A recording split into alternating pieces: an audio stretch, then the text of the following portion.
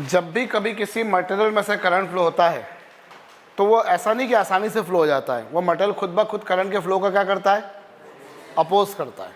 भाई कंडक्टर्स में करंट किसके कारण फ्लो हो रहा है, फ्री इलेक्ट्रॉन्स के मूवमेंट के कारण।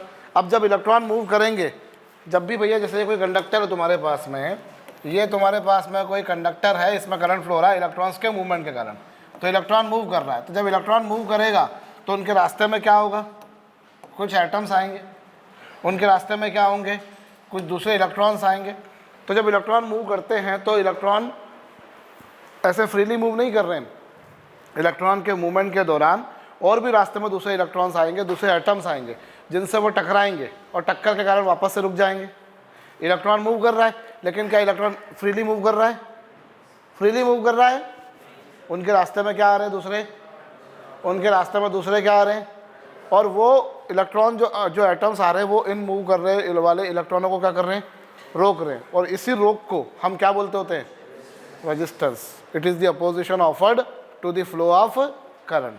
किसी भी मटेरियल के लिए, मटेरियल के द्वारा करंट के फ्लो के लिए जो अपोजिशन होता है उसी को क्या बोलते होते हैं हम लोग, रेजिस्टेंस। ठीक है, रेजिस्टेंस जो है, इससे हम लोग, इसका सिंबल क्या होता है, इसका सिंबल कुछ ऐसा होता है, इसे ऐसे रिप्रेजेंट किया जाता है। इसकी यूनिट क्या है, इसकी यूनिट क्या है, इसकी यूनिट है ओम, जिसे हम लोग इससे रिप्रेजेंट करते हैं। बोलिए, लिख लीजिएगा, opposition offered to the flow of current. Simple साधारण भाषा में, opposition offered to the flow of current is known as resistance. opposition offered to the flow of current is known as resistance.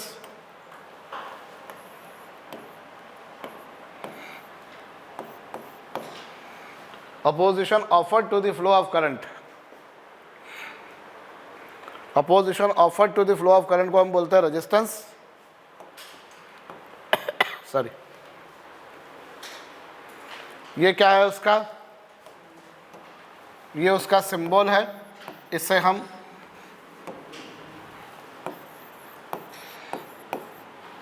ये उसका सिंबल है, ठीक है, और unit क्या है इसकी, ओम्स।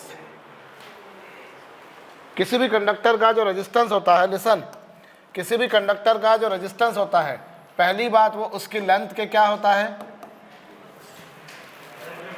Directly proportional. लेंथ ज़्यादा होगी तो रेजिस्टेंस क्या होगा, और लेंथ कम होगी तो रेजिस्टेंस क्या होगा, तो रेजिस्टेंस लेंथ के प्रोपोर्शनल है।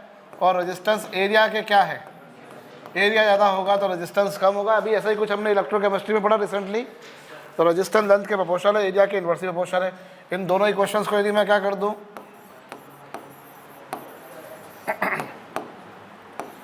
कंबाइनिंग इक्वेशन फर्स्ट एंड, क्या होगा, इन दोनों इक्वेशंस को कंबाइन कर दूं तो कुछ ऐसा होगा।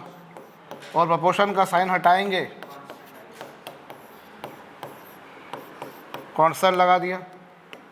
बोलो, ये जो कांस्टेंट हम यहाँ पर लगाते हैं, इस कांस्टेंट को हम क्या बोला करते हैं,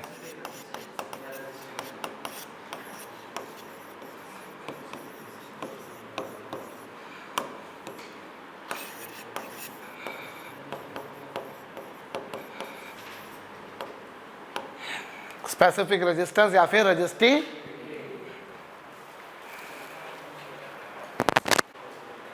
लिख लिया। तो ये स्पेसिफिक रेजिस्टेंस या फिर स्पेसिफिक रेजिस्टेंस या फिर रेजिस्टिविटी है। बोलो, और इसकी डेफिनेशन कैसे बनाएंगे हम, यदि यहाँ पर हम क्या करते हैं, लेंथ को कितना ले लें और एरिया को कितना ले लें, तो उस स्थिति में क्या होगा, R बराबर क्या हो जाएगा। अर्थात यदि कोई ऐसा कंडक्टर लिया जाए जिसकी लेंथ कितनी है, जिसकी लेंथ कितनी है, जिसका एरिया कितना है, उसका जो रेजिस्टेंस होगा उसी को क्या बोलोगे तुम, स्पेसिफिक रेजिस्टेंस या फिर रेजिस्टिविटी। लिख लो।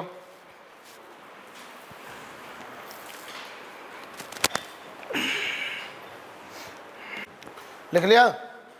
Therefore resistance of a conductor of length 1 metre, resistance of a conductor of length 1 meter and area of cross section 1 meter square. Therefore, resistance of a conductor of length 1 meter and area of cross section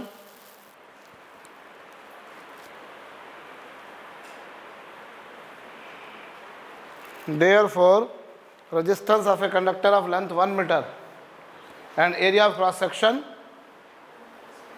1 meter square. Therefore, resistance of a conductor of length and area of cross section is known as its specific resistance. Therefore, resistance of a conductor of length 1 meter and area of cross section 1 meter square is known as specific resistance. अब ये जो specific resistance है ये तो अपन समझ गए. ऐसा कोई कंडक्टर लूँ जिसकी लेंथ कितनी है, जिसका एरिया ऑफ क्रॉस सेक्शन कितना है, उसका जो रेजिस्टेंस होगा उसे क्या बोलेंगे हम, स्पेसिफिक रेजिस्टेंस. समझ गए. अभी स्पेसिफिक रेजिस्टेंस की यूनिट निकाल लेते हैं. तो यूनिट कैसे निकलेगी, रो इज इक्वल टू कितना आ जाएगा, आर ए अपॉन एल. बोलो होगा कि नहीं होगा. और इसकी यूनिट क्या है, आर की, एरिया की यूनिट, और ये मीटर, तो ये क्या आएगा, ohm metre. Its unit is ohm metre. ठीक.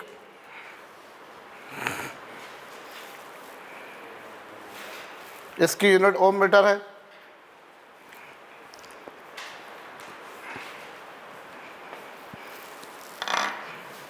Done.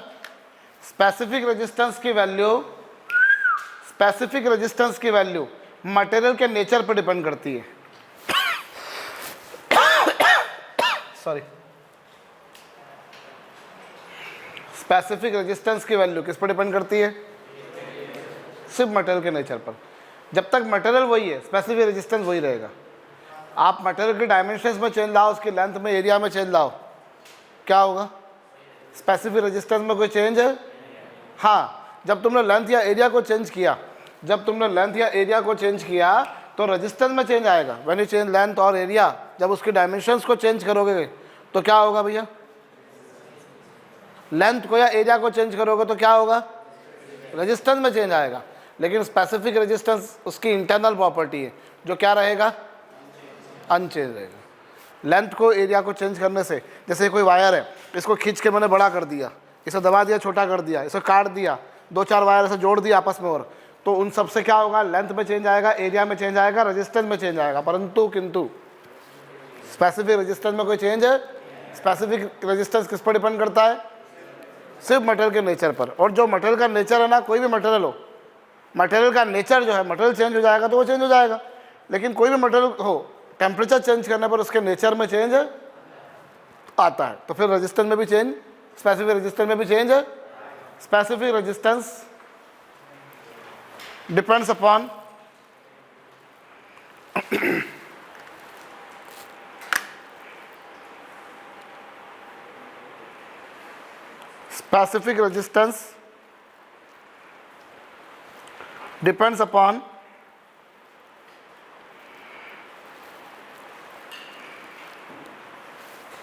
specific resistance depends upon nature of material only.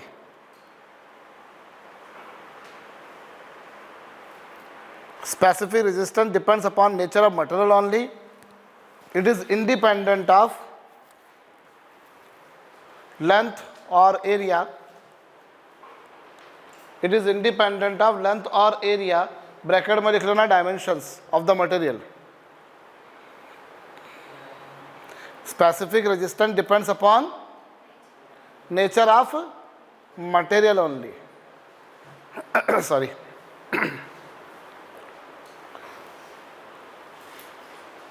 Specific resistance depends upon nature of material only.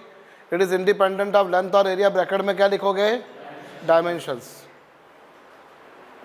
ये मटेरियल के डायमेंशंस पे डिपेंड नहीं करता. आपने लेंथ को या एरिया को चेंज किया तो स्पेसिफिक रेजिस्टेंस में कोई चेंज है. ठीक है,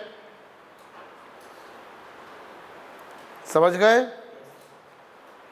तुम जब लेंथ को या एरिया को चेंज करोगे तो क्या होगा, रेजिस्टेंस में चेंज आएगा, परंतु रेजिस्टेंस में कोई चेंज नहीं आएगा. Specific resistance depends upon temperature too. लिख लेना, it depends on temperature too. Done. Length को या एरिया को चेंज करने से क्या होगा, रेजिस्टेंस में चेंज आएगा.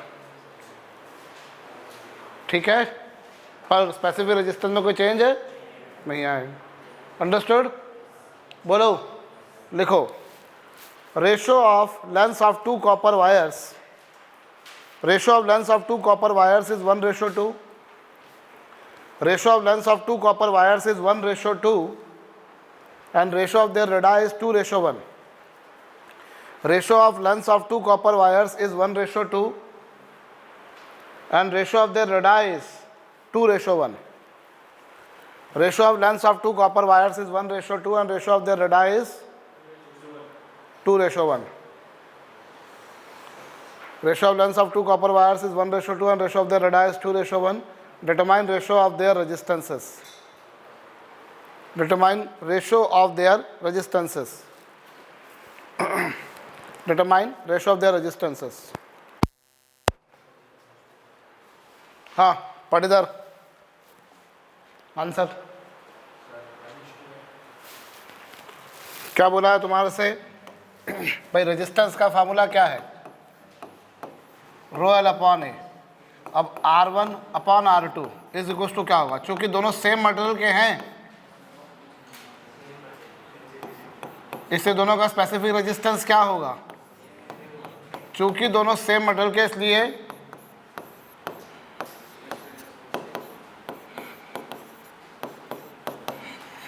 Since the two are made of same material, इसलिए क्या होगा? दोनों का स्पेसिफिक रेजिस्टेंस सेम होगा, कैंसिल हो जाएगा। अभी ये L1 अपॉन L2 और ये कितना होगा? पाई से पाई क्या हो गया? L1 अपॉन L2 इंटू कितना? R2 अपॉन R1 का क्या? चलो लेंथ का रेशो बोलो कितना है, और रेडियस का रेशो क्या है? इसका क्या कर दूंगा?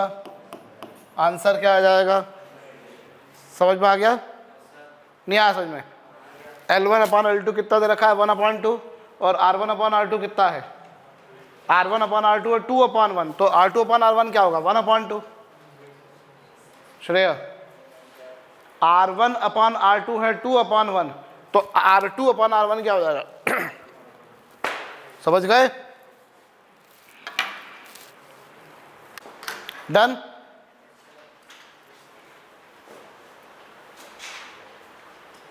Resistance of a conductor is R. Resistance of a conductor is R. Resistance of a conductor is R. On stretching, its length becomes 3 times. Resistance of a conductor is R. On stretching, its length becomes 3 times. What will be its new resistance? Resistance of a conductor is R. On stretching, its length becomes 3 times. Length कितने times हो गई? 3 times. What will be its new resistance? Resistance of a conductor is R. On stretching, its length becomes 3 times. Determine its new resistance. हाँ जी, क्या answer आया? 27 times? 27 times कैसे आया बालक? क्या किया तुमने?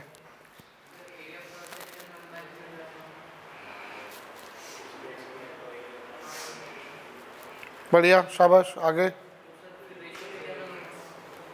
तब सही करने के बाद फिर ऐसे कैसे गलत कर दिया यार?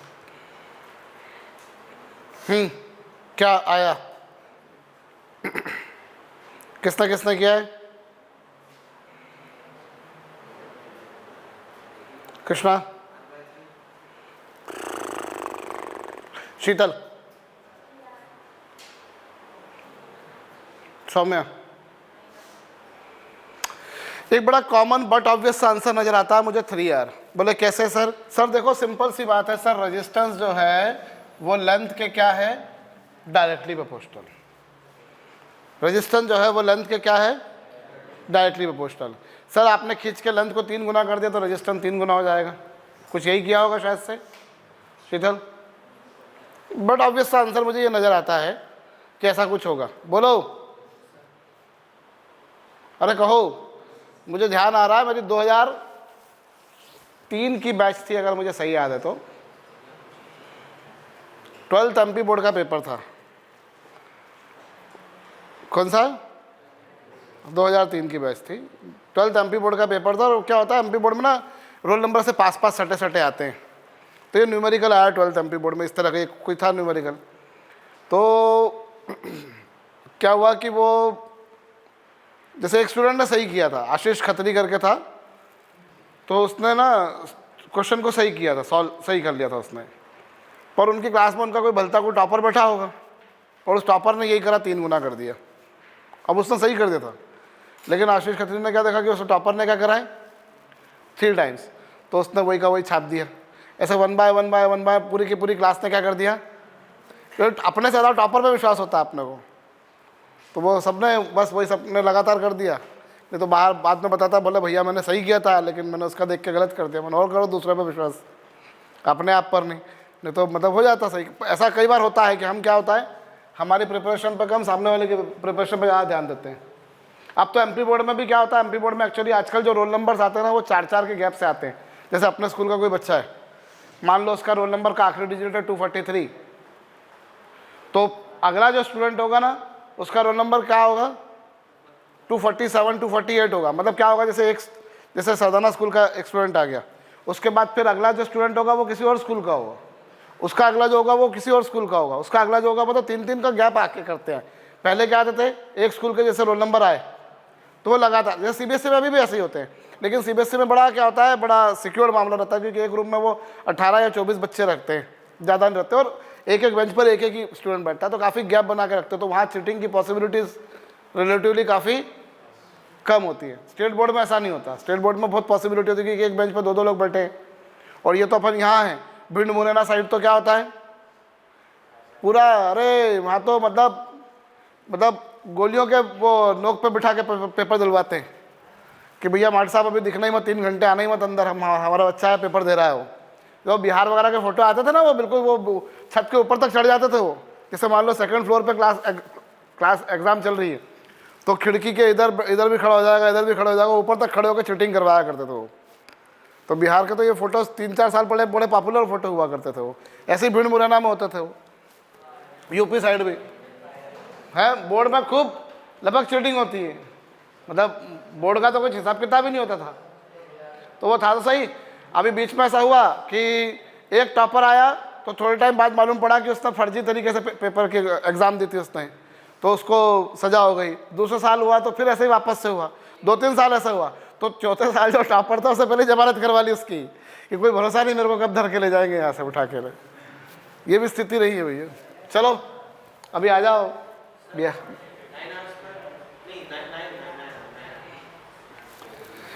रेजिस्टेंस जो है वो लेंथ के प्रोपोर्शनल है। तो आंसर क्या बोला सर आपने, लेंथ को कितने गुना कर दिया, तो रेजिस्टेंस कितने गुना हो जाएगा, 3 गुना हो जाएगा। ये एक बड़ा ऑब्वियस आंसर मुझे नज़र आता है जो सटाक से लोग बोलते हैं, ठीक है। लेकिन मसला ये है बेटा कि जब तुम उसे खींचोगे और उसकी लेंथ को बढ़ाओगे तो क्या होगा, उससे उसका एरिया में कमी आएगी कि नहीं आएगी, वो खींचने पे पतला हो जाएगा, होगा कि नहीं होगा।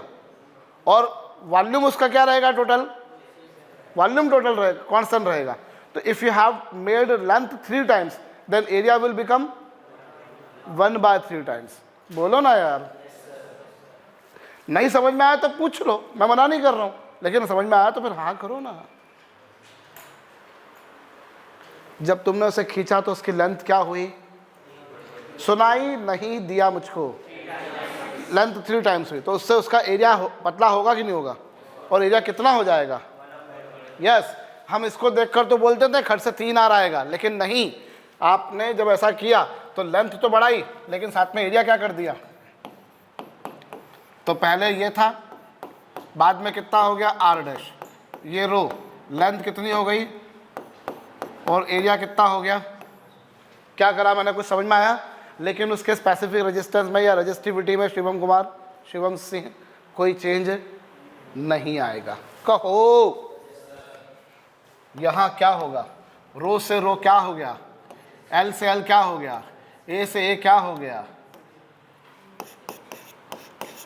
Are upon R dash is equal to कितना हो जाएगा ये, और ये इधर चला जाएगा तो ये हो जाएगा 9। Solving this will give you कितना 9।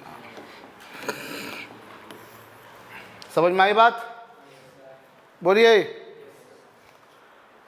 नहीं तो अधिकतर लोग ये 3 टाइम्स करते हैं क्योंकि sir length you have made 3 times, so resistance will also become 3 times. Sorry, ऐसा नहीं है, क्योंकि आपने क्या करा, अपना दिमाग क्या रखा, केवल लेंथ पे रखा। यू फॉरगॉट कि you are stretching it.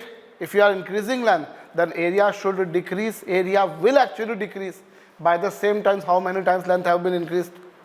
Say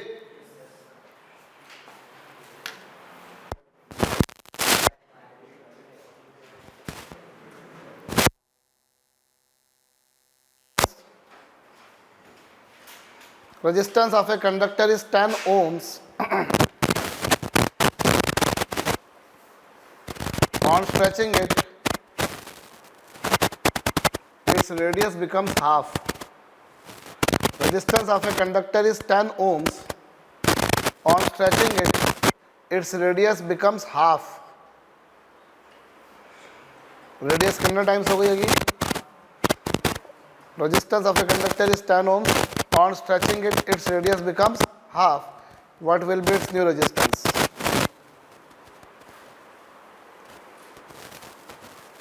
On stretching its radius becomes half. Determine its new resistance.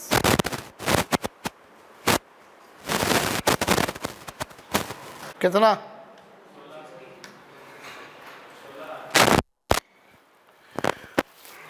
भाई तुमने यहां पर रेडियस कितनी कर दी उसकी? जब रेडियस का हाफ कर दोगे तो एरिया कितना टाइम्स हो जाएगा?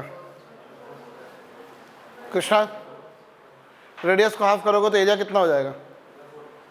1 बाय कैसे 1/4 कैसे हुआ?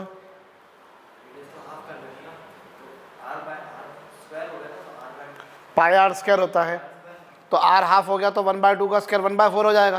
तो एरिया कितने टाइम्स हो गया? एरिया 1/4 1/2 हुआ, तो लेंथ कितना टाइम्स हो जाएगी? 4 टाइम्स। बोलो, अगर रेडियस को तुमने हाफ किया, एरिया होता है पाई आर स्क्वायर। एरिया क्या होता है? तो पाई आर स्क्वायर किया तो एरिया हाफ हो गया, एरिया 1/4 हो गया। एरिया 1/4 हो जाएगा तो लेंथ कितने टाइम्स हो जाएगी? समझ में आया भैया राठौर?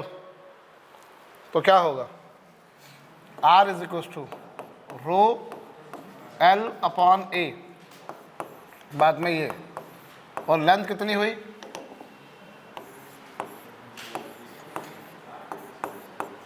क्या किया मैंने, कुछ समझ में आया? रो से रो क्या हो गया? सॉरी, लेंथ से लेंथ कैंसल, ए से ए कैंसल। पहले का रेजिस्टेंस था 10 ओम, बाद में आर डैश, और ये 1 और ये 16। Solving this will give you कितना? एक ठो बोलो, डन डन। नाउ लिसन, यहां तक की बात सभी को समझ में आ गई? अब मैं आपको बता दूं, जब इस तरह का प्रश्न बने जिसमें आपने खींच के लंबाई को बढ़ाया है या घटाया है, एरिया बढ़ाया है घटाया, कुछ इस तरह का प्रश्न बने, मतलब कुल मिलाकर ऐसी प्रॉब्लम में एक बात कंफर्म है कि वॉल्यूम क्या रहेगा? कांस्टेंट रहेगा। तो ऐसी प्रॉब्लम में तुम लगाओगे formula R proportional to L square और R प्रोपोर्शनल टू 1/A²। ऐसी प्रॉब्लम में तुम ये लगाओगे। अरे सर, आपने बताया था R प्रोपोर्शनल टू L होता है, आपने बताया था R inversely proportional to A होता है, यहाँ तो आप कुछ अलग बता रहे हो। पर मैं क्या बोल रहा हूँ, ये कब की बात कर रहा हूँ मैं, जब वॉल्यूम क्या रहे। भाई आपने खींच के वॉल्यूम लेंथ बढ़ा दी, आपने दबा के लेंथ कम कर दी, एरिया बढ़ा दिया, एरिया घटा दिया।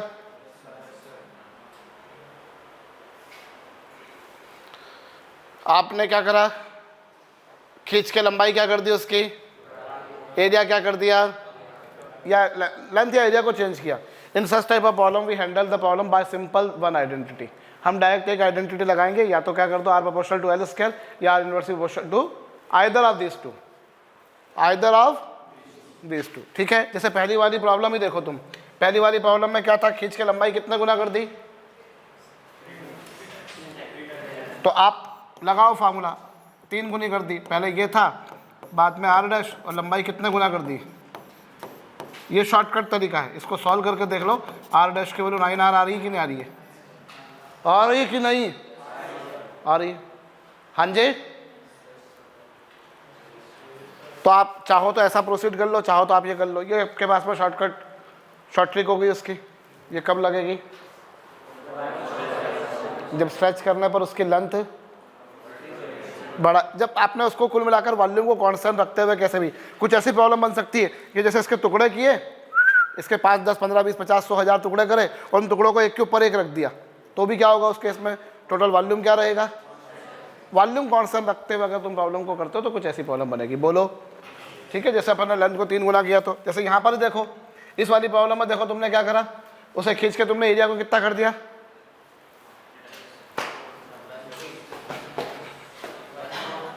एरिया कितना कर दिया, 1/4 किया, मतलब कुल मिलाकर लेंथ को क्या कर दिया, एरिया 1/4 कर दिया, तो लेंथ कितना कर दिया।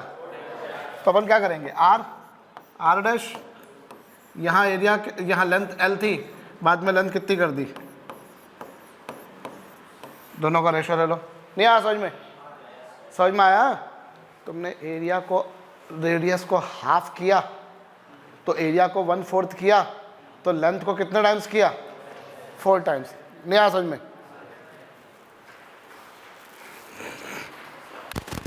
ये वाला हम आइडेंटिटी का कब यूज़ करने वाले हैं, जब आपने वॉल्यूम कांस्टेंट रखते हुए उसके डायमेंशंस में किसी तरह का कोई परिवर्तन। चलो यहाँ तुम्हारे पास में क्यूबॉइड बॉडी है, लिसन,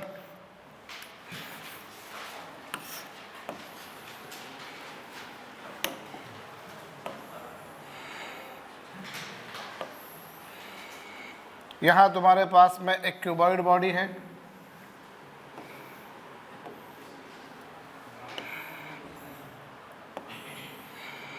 ये तुम्हारे पास में क्यूबॉइड बॉडी है जिसकी लेंथ है a, जिसकी ब्रेड्थ है b और जिसकी हाइट कितनी है c है। समझ गए हो। लेंथ कितनी दे रखी है, ब्रेड्थ कितनी है, हाइट कितनी है, और इसके मटेरियल की रजिस्टिविटी है रो। इसके मटेरियल की रजिस्टिविटी कितनी सार्थक, determine resistance between every two opposite faces, determine resistance between every two opposite faces. Yes, what to do, हमसे पूछा है 2 अपोजिट फेसेस। जैसे अब ये देखो, मैंने ये 1 और 2 ले ली, 1 और 2 नंबर की फेस ले ली मैंने। तो लेंथ से मतलब क्या होता है, लेंथ से मतलब होता है जिन 2 फेस के बीच में रेजिस्टेंस निकाल रहे हो, जिन 2 फेस के बीच में भाई देखो रजिस्टिविटी तो यही है। अब लेंथ से मतलब होगा जिन 2 फेस के बीच में तुमने रेजिस्टेंस निकाला है उनके बीच की डिस्टेंस लो, तो उनके बीच की डिस्टेंस क्या होगी। समझ गए। लेंथ से मतलब क्या होता है, हम जिन 2 फेसेस के बीच में रेजिस्टेंस निकाल रहे हैं उनके बीच की डिस्टेंस को हम बोलेंगे लेंथ, और उनका जो एरिया होगा, जैसे इसका एरिया ले लिया अपन ने, ये एरिया कितना आ रहा है,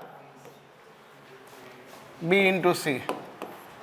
बोलो मैंने क्या किया, कुछ समझ में आया। लेंथ का मतलब क्या,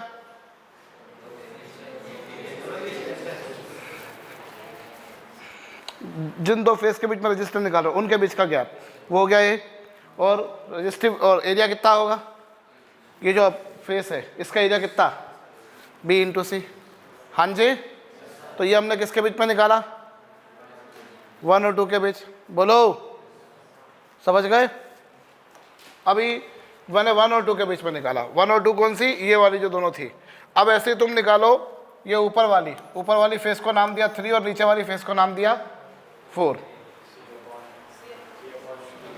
बहुत बढ़िया, शाबाश। 3 और 4 के बीच में रेजिस्टेंस क्या होगा, आपने क्या करा, इन दोनों के बीच का गैप। अब ये 3, ये वाली जैसे आपने लिया ये, तो ये कितना, इन दोनों फेसेस के बीच का गैप कितना है, और एरिया कितना होगा इसका, a × b। हाँ जी, समझ में आया। अच्छा चलो, अब बारी आती है, पीछे वाली फेस को मैंने नाम दिया 5 और आगे वाली फेस को मैंने नाम दिया 6। तो अपन ये आगे ये क्या करोगे बताओ, 5 और 6 के बीच का क्या होगा, और लेंथ कितनी, इन दोनों के बीच का गैप कितना है वो, और ये कितना, बोलो, ठीक है।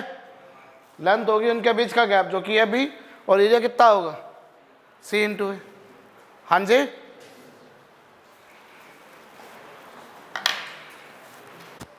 बन गया होगा ये तो। एक क्या दे रखा है तुम्हारे को, क्या दे रखा है, क्यूब दे रखा है।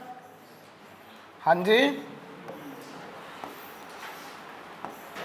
क्या दे रखा है, और इस क्यूब में क्या करा मैंने, इसका स्पेसिफिक रेजिस्टेंस है 50 इंटू 10 की पावर -8 ओम। बोलो ना, ये इसका क्या है स्पेसिफिक रेजिस्टेंस, और resistance of the manganin cube length 50 metre, ये 50 सेंटीमीटर है। इसकी कोई भी दो अपोजिट फेसेस के बीच का रेजिस्टेंस पूछा है, तो रेजिस्टेंस क्या होगा, रो एल, क्या उन दोनों के बीच की डिस्टेंस, उन दोनों के बीच की डिस्टेंस मान लो एज लेंथ एल है, तो वो इंटू की अपॉन क्या एरिया, और अपॉन क्या, तो ये आएगा, तो ये क्या रो अपॉन कितना एल, रो कितना है 50 इंटू 10 की पावर -8, और अपॉन लेंथ कितनी 50 सेंटीमीटर। सेंटीमीटर को काय में कन्वर्ट कर लोगे, आंसर है। बन गया होगा कि नहीं, चलो ये 17 नंबर का था। 18 नंबर, रॉड जिसकी लेंथ 1 मीटर है, एक रॉड है जिसकी लेंथ इतनी है, डायमीटर इतना है, रेजिस्टेंस इतना है, और डिस्क ऑफ सेम मटेरियल, इतनी थिकनेस इतने डायमीटर, तो व्हाट इज द उसका रेजिस्टेंस इतना दे रखा है। देखो एक रॉड है तुम्हारे पास, ये रही रॉड जिसकी लेंथ कितनी दे रखी तुमको 1 मीटर, जिसका डायमीटर कितना है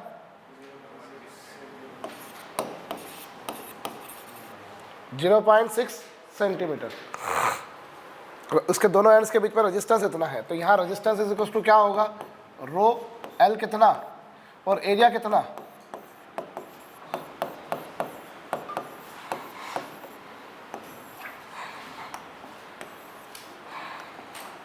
रो एल अपॉन है, ये इसका रेजिस्टेंस है।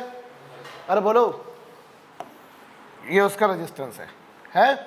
अब बाद में क्या बोला तुम्हारे से, तुम्हारे पास में क्या दे रखी है,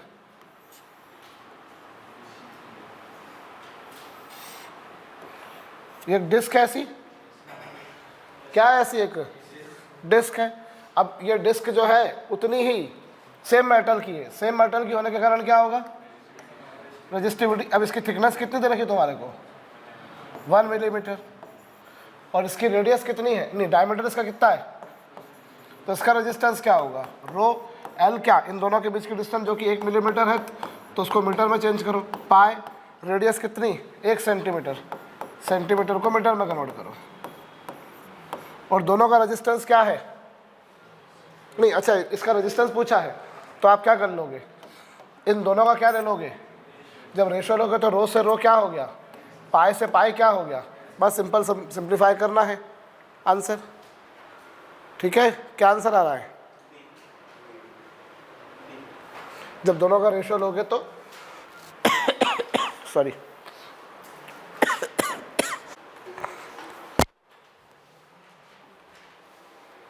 ये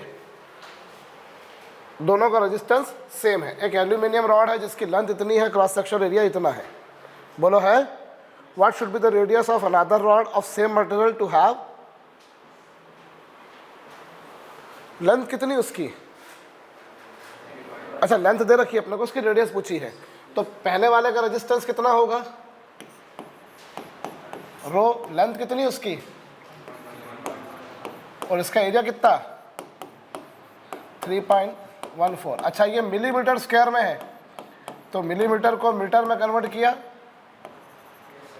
ये इसका रेजिस्टेंस है, इज इक्वल टू क्या सेम मटेरियल है इसलिए रो इतना, लेंथ कितनी उसकी इतनी, और एरिया क्या उसका, दोनों को क्या कर दोगे इक्वल कर दोगे।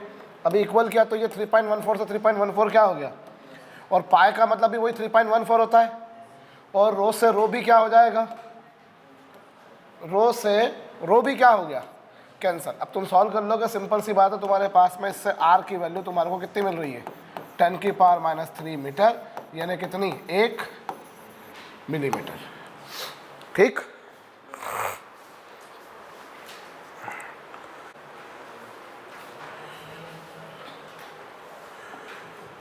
Length of a hollow tube is 5 metre. एक तुम्हारे पास हॉलो ट्यूब है जिसका आउटर डायमीटर इतना है, thickness of its wall is 5 millimetre. सुनो मेरी बात, ये तुम्हारे पास एक हॉलो ट्यूब है,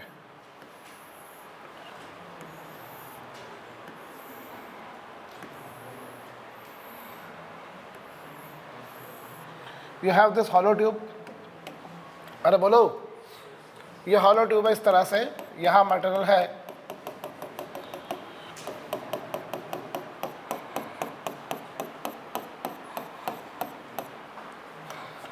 ये हॉलो ट्यूब है। अभी तुमसे क्या बोला है,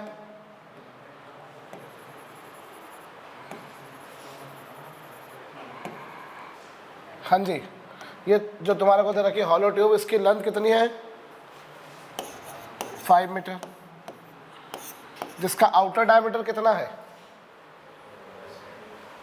इसका आउटर डायमीटर कितना है,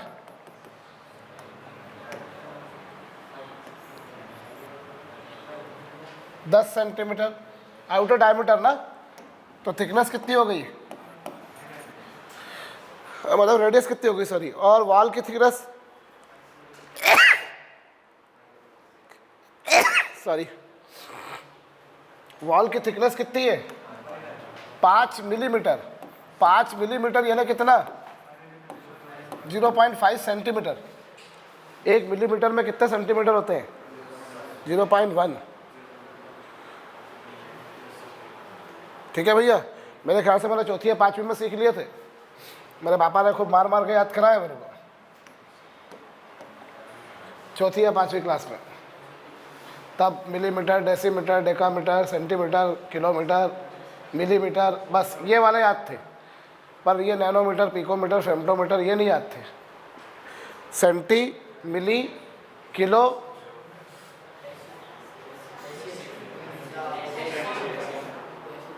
हाँ, डेसी, डेका, मिली,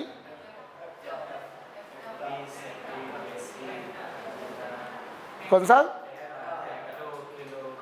किलो याद था, सेंटी था, डेसी था, डेका था और मिली था, ये 5 याद थे मेरे को। हेप्टा हेप्टा ये नहीं याद थे मेरे को, नहीं ये नहीं याद था मुझको, नहीं ये नहीं याद था। चलो भैया, ये थिकनेस कितनी है, 0.5 सेंटीमीटर। ठीक है, तो हमसे क्या बोला है, इसका रेजिस्टेंस बताओ। तो रेजिस्टेंस कैसे निकालोगे, R इज इक्वल टू कितना, रो, रेजिस्टिविटी कितनी है,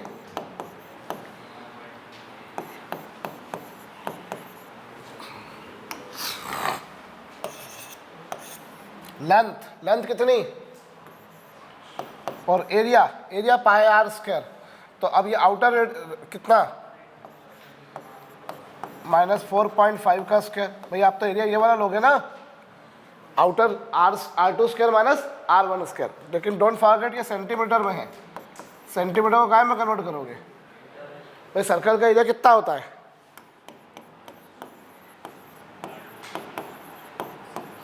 पाई R2 स्क्वायर -R1 स्क्वायर।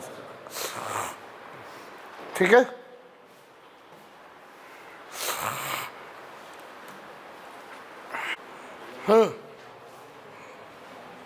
ये वाला हो गया। कॉपर वायर को स्ट्रेच किया, उसकी लेंथ से कितना, 0.1%।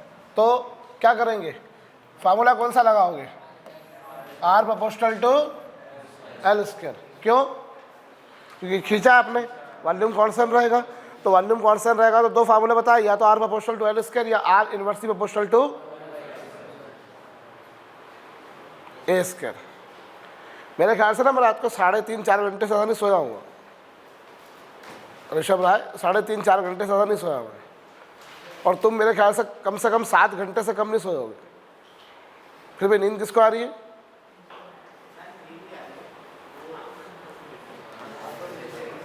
पावर का क्या करना है हमको भैया, जब 5% तक का चेंज हो तो क्या करोगे, ठीक है, 5% तक का चेंज हो तो चेंज का मल्टीप्लाई, है ना भैया? समझ गए कि नहीं क्या करा मैंने पैटर्न में? देखो जितना कम परसेंट होगा उतना एक्यूरेसी आएगी, और जितना ज़्यादा परसेंटेज होगा एक्यूरेसी उतनी कम होती जाएगी। ये ना डिफरेंशिएशन एज एन अप्रॉक्सीमेशन एक एप्लीकेशन होती है मैथमेटिक्स में, उसके अपन मैंने यूज़ किया है। जितना कम परसेंट होगा this method will give more correct formula.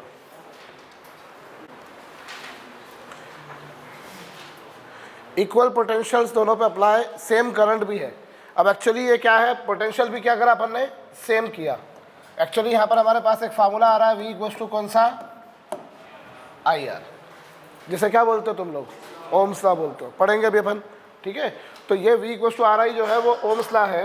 Listen, V equals to RI क्या है यहाँ पर, अभी आपने दोनों पर वोल्टेज डिफरेंस क्या दिया, सेम दिया, दोनों में करंट भी क्या आया, सेम आया। R की वैल्यू दोनों में ऑब्वियसली क्या हो जाएगी, अगर दोनों पर V सेम दिया है, दोनों में I सेम है, बोला है ना इक्वल पोटेंशियल, इक्वल पोटेंशियल लगाए और in order to draw same current, ठीक है? तो करंट भी सेम है, तो ऑब्वियसली दोनों का R भी क्या हो जाएगा, सेम हो जाएगा।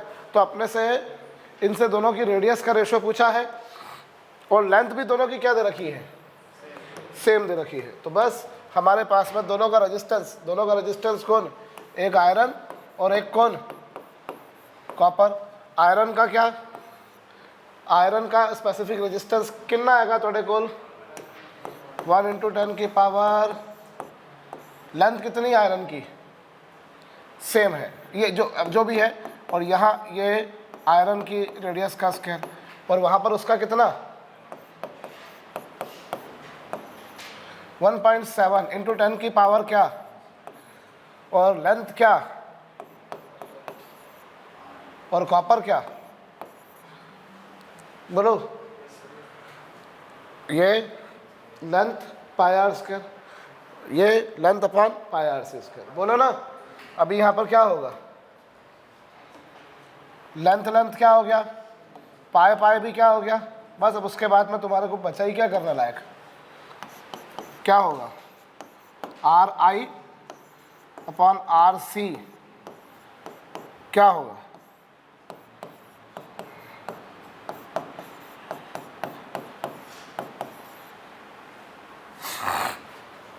RI अपॉन RC क्या होगा,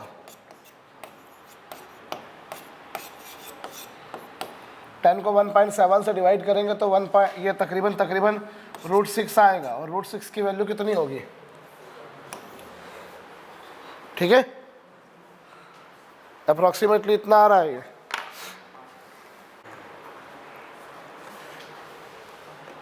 हाँ जी, अभी कुछ क्वेश्चन आया ढंग का। रेडियस ऑफ 3 वायर्स ऑफ, तीनों वायर्स की मास का रेशो दे रखा है, और उनकी किसका रेशो दे रखा है, लेंथ का, है ना? मास का रेशो दे रखा है, लेंथ का, और इलेक्ट्रिकल रेजिस्टेंस का रेशो पूछा है। ऑब्वियस सी बात है वो तीनों एक ही मटेरियल की होंगी, नहीं तो तीनों अगर एक मटेरियल की नहीं होती तो तीनों के स्पेसिफिक रेजिस्टेंस का भी रेशो दे रखा होता, कहो ना।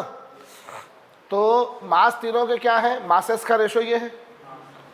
रेजिस्टेंस क्या होता है, R is equal to ρ L/A, R is equal to होता है ρ L/A। अब तीनों की लेंथ का रेशो तो कुछ पता है अपने को, लेकिन अपने को क्या नहीं पता, एरिया का रेशो पता है क्या? अगर एरिया का रेशो पता होता तो अपना काम हो जाता। लेंथ का रेशो पता है, एरिया का रेशो पता है क्या? लेकिन मुझे एरिया का रेशो भी चाहिए तुमको, लेकिन एरिया का रेशो दे नहीं रखा। लेकिन तुम्हें किसका रेशो दे रखा है, मास का दे रखा है, मास का। तो अब कैसे करके अपन एरिया जो है, एरिया को अपन मास की टर्म्स में कन्वर्ट करते हैं। एरिया को हम किसकी टर्म्स में कन्वर्ट करते हैं, मास के टर्म्स में। How shall I proceed for this, very simple sir, mass is equal to होता है डेंसिटी, डेंसिटी जिसे मैं d से मल्टीप्लाई कर देता हूँ, डेंसिटी इंटू वॉल्यूम। बोलो, मास क्या होता है, डेंसिटी इंटू वॉल्यूम। डेंसिटी क्या है हर बार, क्यों सेम है,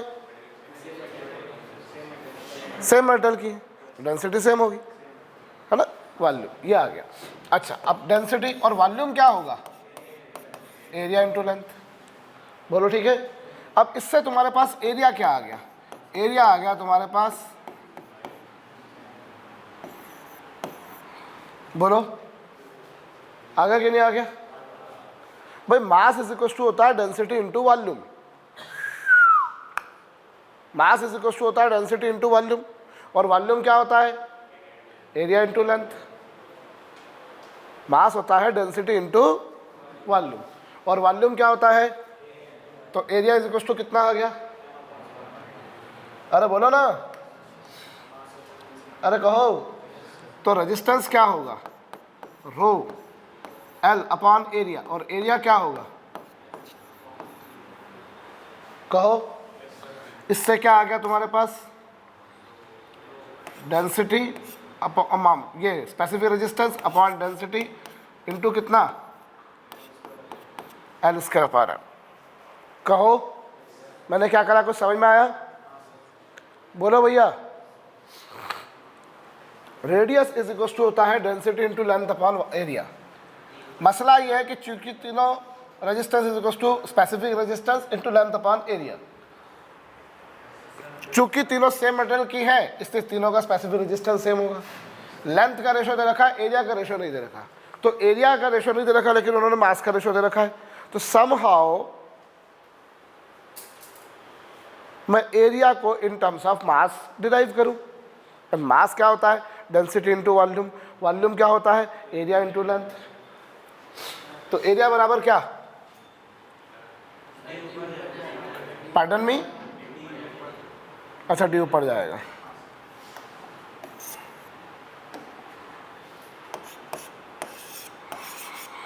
रो इंटू डी। बोलो ठीक है, ये आया। तो हमने इस तरह से आप इसको लेंथ और इसके टर्म्स में चेंज कर लिया।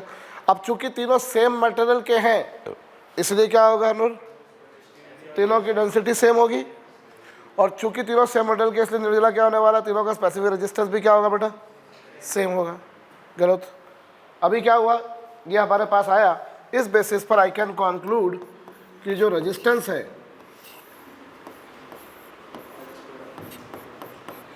एल स्क्वायर अपॉन एम के प्रोपोर्शनल होता है। बोलो ठीक है, एल स्क्वायर अपॉन एम के प्रोपोर्शनल होता है। तो यहाँ तुम्हारे पास में रेजिस्टेंस का रेशो जो पूछा है R1 ratio R2 ratio R3,